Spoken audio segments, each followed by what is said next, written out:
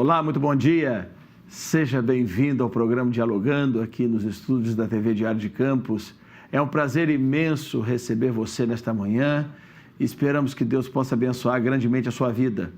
Hoje nós temos aqui um convidado muito especial, pastor Adonias Júnior, foi o orador da 57ª Assembleia da Associação Batista da Planície e hoje também, junto com o nosso querido co-apresentador, pastor Lincoln Menezes, é um prazer recebê-los aqui nesta manhã para dialogarmos sobre algo muito importante na vida da gente, sobre essa mensagem cristã e a sociedade contemporânea, ou seja, sobre reino de Deus e sociedade contemporânea. Vivemos um tempo em que há uma espécie de dicotomia entre reino de Deus e sociedade contemporânea. Parece que andam paralelamente, né? O reino de Deus e a sociedade contemporânea. Pastor Adonias, mas responda para a gente, para o telespectador, o que é esse negócio de reino de Deus? Ele existe realmente? Ele nasce aonde? E ele pode ser palpável? Bom dia, pastor. Deus abençoe. Bom dia, pastor. Bom dia, pastor Lincoln. Bom dia, pastor. É um privilégio poder estar nessa manhã aqui, dialogando acerca do que realmente importa para a nossa vida, né?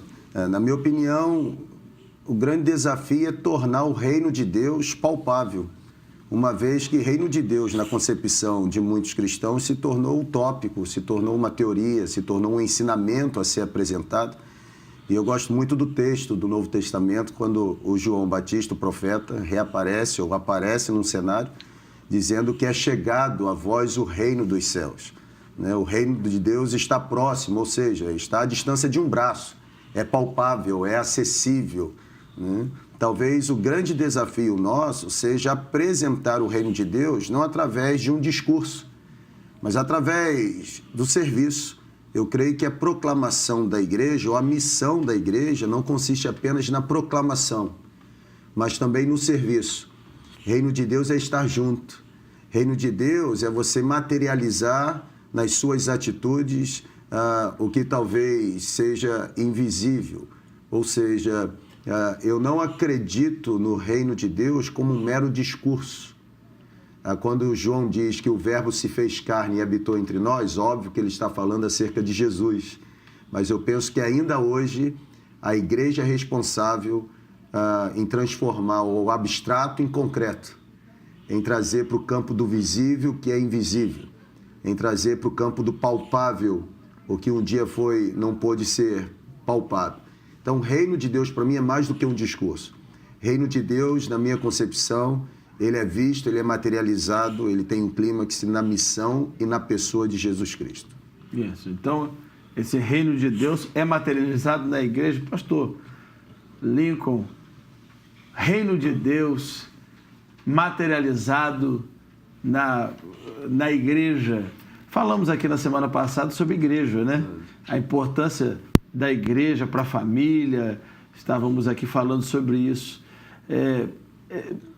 Mas muitas vezes pelos próprios problemas, pela própria natureza humana, porque, pastor, nós ouvimos muito essa história, né? A pessoa diz assim, mas ser crente como fulano de tal, né? Eu já ouvi isso, talvez o pastor já ouviu, o pastor Nico já ouviu também.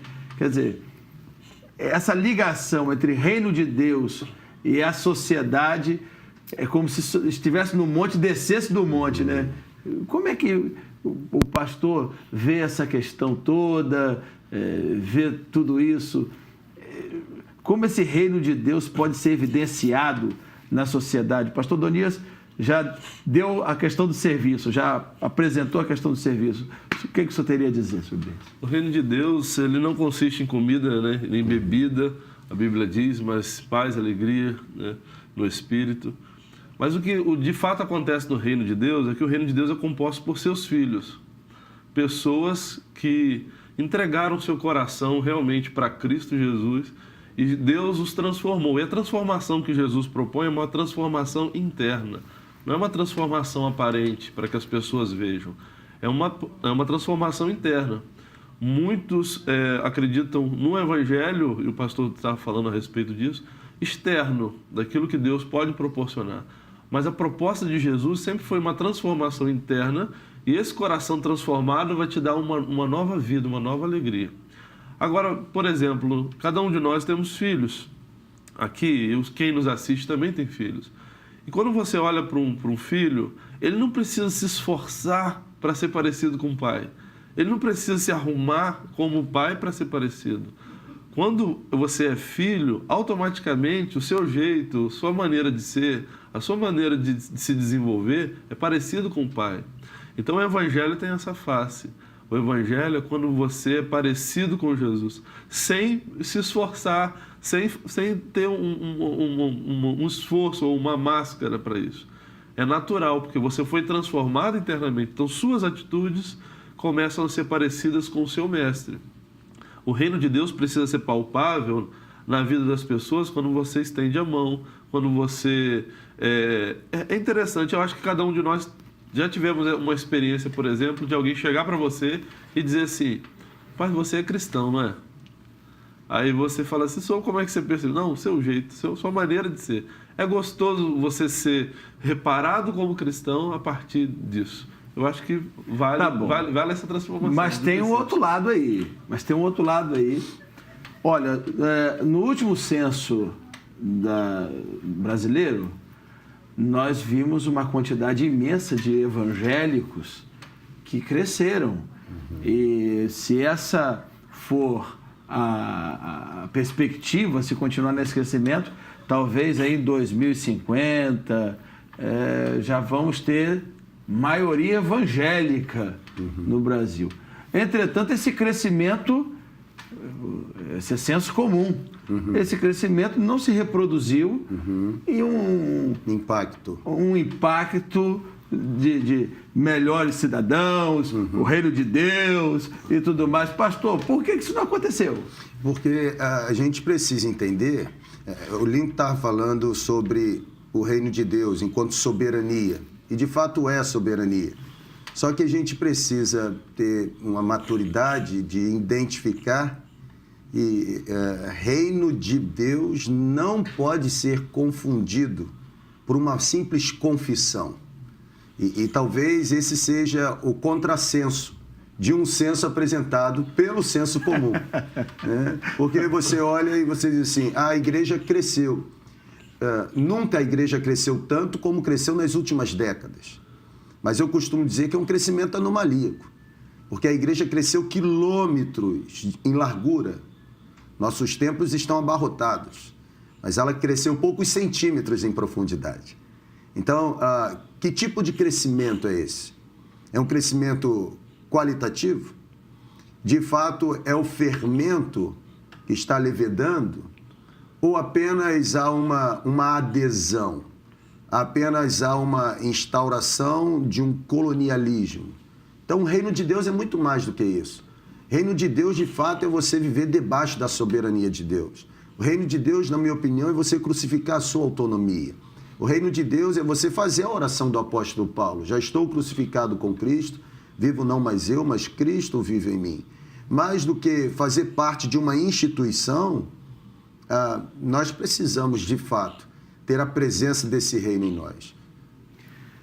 Sem dúvida. O que acontece por vezes eu consigo visualizar até mesmo os princípios de Cristo sendo estudado por todas as esferas de conhecimento. Hoje já é tese de mestrado, doutorado, a questão dos princípios de Cristo na gestão de pessoas. É um dos mais estudados para isso e é o líder que desenvolveu a melhor tese, vamos dizer assim, para cuidar de pessoas, fazendo de pessoas indoutas grandes líderes, né? Até hoje, né, mencionados.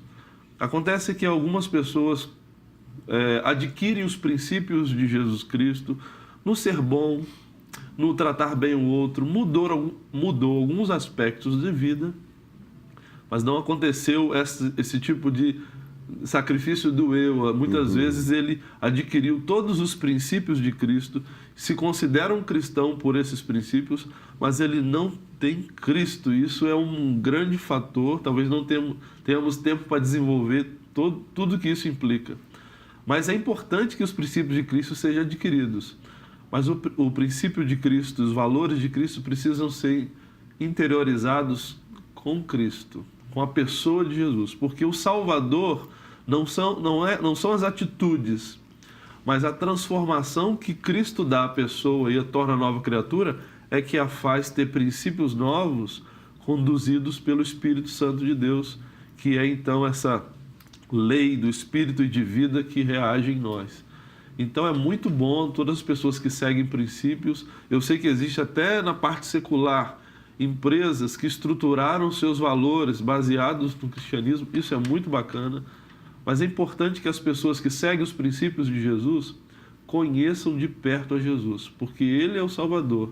E os seus princípios são resultados de uma vida restaurada por Ele, e então a gente caminha nessas boas obras que Ele mesmo propôs para que caminhássemos. Mas sendo Ele o Salvador e sendo Ele o Rei, como disse mesmo, né?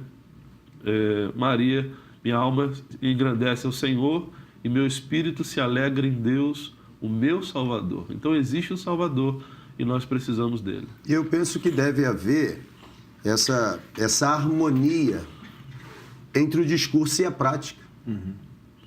Porque eu me vejo, em determinados momentos, envolvido num cenário evangelical em que há um discurso de que precisamos ir para o céu. Mas enquanto as pessoas não entram no céu, como elas vivem aqui na Terra? Eu não acredito no reino de Deus como sendo escatológico apenas. Eu acredito que o reino de Deus ele já está entre nós, ele está acessível. E está acessível a todo e qualquer tipo de pessoa, através da oração de Romanos. Se com a tua boca confessar e em seu coração crer que Deus ressuscitou Jesus dentre os mortos, você está salvo. Então, eu vejo o grande desafio nosso é trazer essa harmonia, esse equilíbrio entre o discurso e entre a fala. A Bíblia diz que Jesus pregava o evangelho do reino, Jesus ensinava nas sinagogas e Jesus curava os doentes. E nós pregamos o evangelho do reino, e muito bem. Nós ensinamos, não em sinagoga, mas ensinamos. Mas talvez nesse terceiro ponto hoje nós temos falhado em viver da forma como Jesus viveu. Eu tive um professor que ele dizia que nós evangélicos damos tão mau testemunho ao ponto de fazer com que os não evangélicos pensem que o evangelho do reino é do tamanho dos evangélicos. E não é. É muito maior. Verdade. Quando eu falo ao nosso dos princípios, em relação as pessoas viverem os princípios e não terem o Jesus, os princípios, é que quando chega um jovem rico para Jesus, feita no Novo Testamento, nos Evangelhos, ele diz assim: Senhor, o que eu faço para ter a salvação, a vida eterna? E Jesus, olha, cita os mandamentos. Se você crê, você realiza os mandamentos. Ele, eu tenho feito tudo isso. Todos os mandamentos eu tenho cumprido desde que eu era pequeno. Então ele já estava satisfeito, porque ele cumpria todos os princípios estabelecidos desde pequeno. Aquilo que você falou mesmo, né? Quer dizer, os princípios são esses. Eu já faço. Esse é o manual? Jesus é o maior filósofo? Jesus foi o maior psicólogo? Isso aí eu já tenho feito desde a minha idade. Eu já, desde pequeno, eu preservo, eu obedeço ao pai e mãe, eu respeito os mais velhos, eu pago os meus impostos, tá tudo certo. Então, por essa tese, eu vou para o céu. Eu nunca fiz nada de mal, é argumento de muitos. Eu nunca fiz nada de mal para ninguém, nunca matei, nunca roubei. Então, por certo, eu estou no céu. Aí Jesus olha para o fundo do coração dele e vê que no fundo do coração dele, no coração dele está em torno de princípios eternos e que não foram contestados por Jesus. Ele tinha razão no que estava dizendo. Mas talvez a pessoa que está nos assistindo agora tenha essa visão, tem trabalhado todos os princípios de Jesus, mas falta Jesus.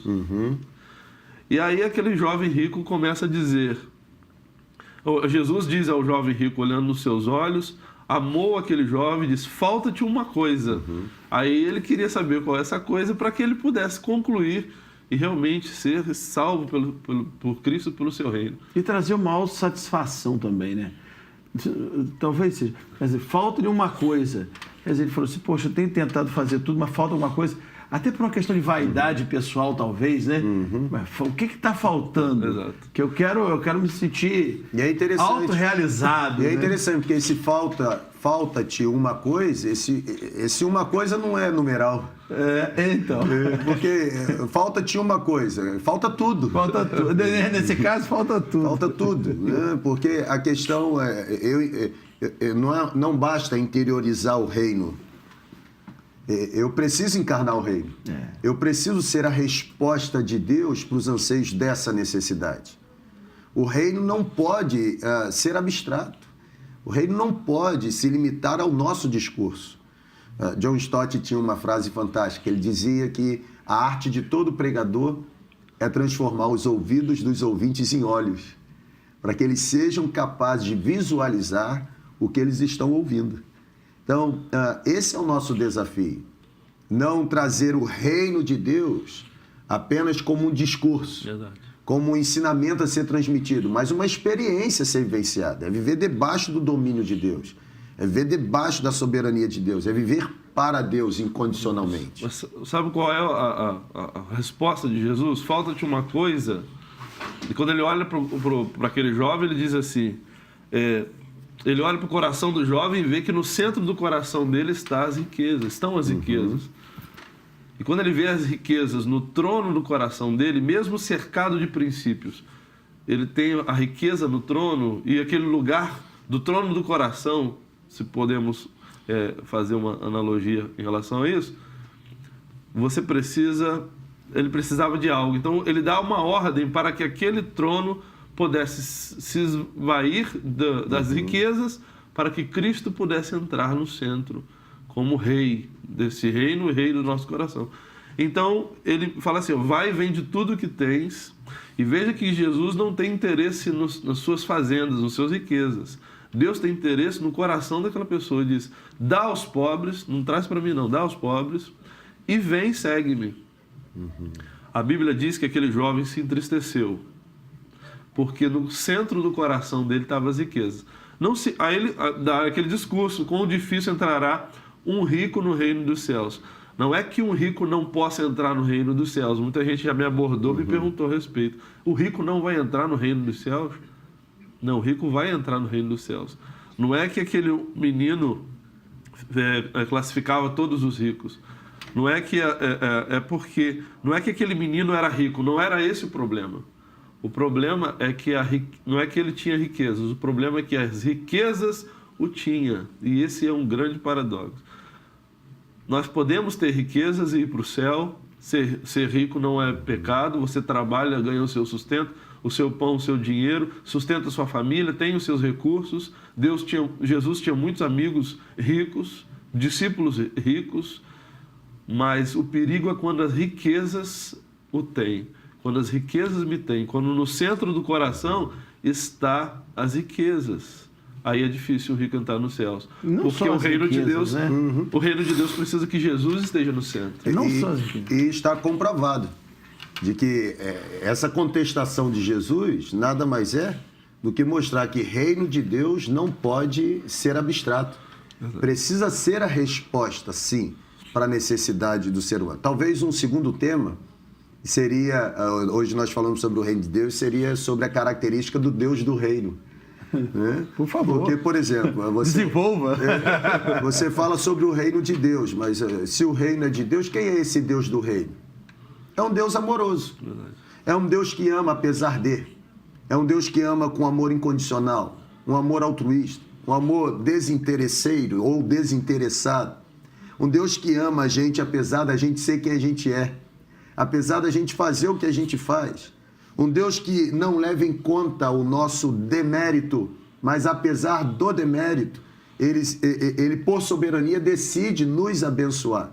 Então, quando eu olho para o reino de Deus, eu vejo um tema não apenas teológico, mas um tema pragmático. Pastor, tudo bem. O senhor falou isso, mas eu quero partir do ponto de vista daquele telespectador que está nos ouvindo agora aqui. Eu falo assim, poxa, o reino de Deus é tão bom, e Deus do reino. Mas suponhamos um caso aqui hipotético, dessa aplicabilidade do reino de Deus. Nós estamos falando sobre isso aqui, e a pessoa que está ali fala assim, esse negócio é bom mesmo. Mas existem casos que, por exemplo, uma criança que nasce defeituosa, uma mãe que morre cedo e deixa seus filhos pequenos, e toda uma situação. Como aplicar esse reino de Deus e quantos questionamentos as pessoas podem ter diante disso? O senhor falou que Deus é amoroso. Poxa, mas as crianças nasceram, estão lá, a mãe morreu, deixou as crianças lá. Qual a aplicabilidade desse reino de Deus? Talvez seja uma grande curiosidade diante disso tudo aí que nós estamos falando. Eu só tenho pouco tempo para falar tanta coisa, mas qual a aplicabilidade disso? Eu penso, pastor, que enxergar Deus pelas lentes do sofrimento é o grande desafio do homem. Né? Porque como entender um cenário de desgraça ou de sofrimento? Enxergar Deus pela lente do sofrimento é um grande desafio. No entanto, eu digo que na escola de Deus algumas matérias são optativas e outras matérias nos são obrigatórias. E nas matérias obrigatórias na escola de Deus existe uma chamada sofrimento. E eu sempre digo o seguinte, se você nunca se viu sentado estudando sobre sofrimento, pode passar na papelaria, comprar um caderno e uma caneta, porque você vai entrar nessa escola. Tá certo. Pastor, eu acho que Deus, ele nos proporciona, permite que situações aconteçam. Deus não tem planejado que o mundo fosse dessa forma. O homem encontrou esse viés e às vezes a gente fica terceirizando muita culpa para Deus, quando nós, na história, construímos cenários dessa forma, né? Alguns não pela atitude do homem, a maioria sim. Você vê o planeta do jeito que está agora, nessa situação difícil, mas Jesus e Deus, na sua perfeita sabedoria, na imperfeição do homem, ainda tem misericórdia. Tá certo. Muito obrigado, vocês dois. Foi uma bênção muito grande tê-los aqui nesta manhã. Estamos chegando ao final do programa Dialogando. Queremos agradecer a você que nos presenciou, aqui nos presenteou com a sua presença e desejar a você que dê um final de semana de paz e de bênção. Um grande abraço. Tchau.